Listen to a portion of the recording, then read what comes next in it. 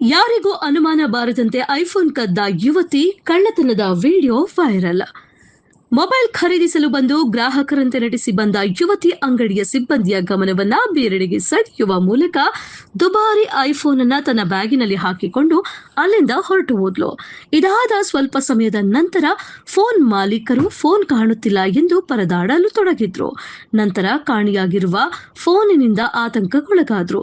ನಂತರ ಅವರು ಅಂಗಡಿಯಲ್ಲಿನ ಸಿಸಿಟಿವಿ ದೃಶ್ಯಾವಳಿಗಳನ್ನ ನೋಡಿ ಅವರು ಗಾಬರಿಗೊಂಡ್ರು.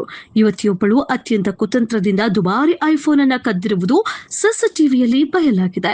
ಈ ಘಟನೆ ತಮಿಳುನಾಡಿನ ಕೊಯಮತ್ತೂರಿನಲ್ಲಿ ನಡೆದಿದೆ. ಕೊಯಮತ್ತೂರು ಜಿಲ್ಲೆಯ ಗಾಂಧಿಪುರಂ ನಗರದ ಬಸ್ ನಿಲ್ದಾಣದ ಎದುರಿನ ಪ್ರಸಿದ್ಧ ಜವಳಿ ಅಂಗಡಿಯ ಬಳಿಯ ಖಾಸಗಿ ಮೊಬೈಲ್ ಫೋನ್ ಅಂಗಡಿಗೆ ಯುವತಿಯೊಬ್ಬಳು ಬಂದ್ಲು. ತಾನು ಮೊಬೈಲ್ ಫೋನ್ ಖರೀದಿಸಬೇಕೆಂದು ಹೇಳಿ ಅಂಗಡಿಯಲ್ಲಿ ಲಭ್ಯವಿರುವ ವಿವಿಧ ಮಾದರಿಯ ಫೋನ್ಗಳನ್ನ ತೋರಿಸಲು ಸಿಬ್ಬಂದಿಯನ್ನ ಕೇಳಿದ್ಲು. ಸಿಬ್ಬಂದಿ ವಿವಿಧ ಕಂಪನಿಗಳ ಮೊಬೈಲ್ ಫೋನ್ಗಳನ್ನ ಒಂದೊಂದಾಗಿ ಶೋಕೇಶ್ನಿಂದ ಹೊರತೆಗೆದು ಮೇಜಿನ ಮೇಲೆ ಇಟ್ಟು ಅವಳಿಗೆ ತೋರಿಸಲು ಪ್ರಾರಂಭಿಸಿದ್ರು.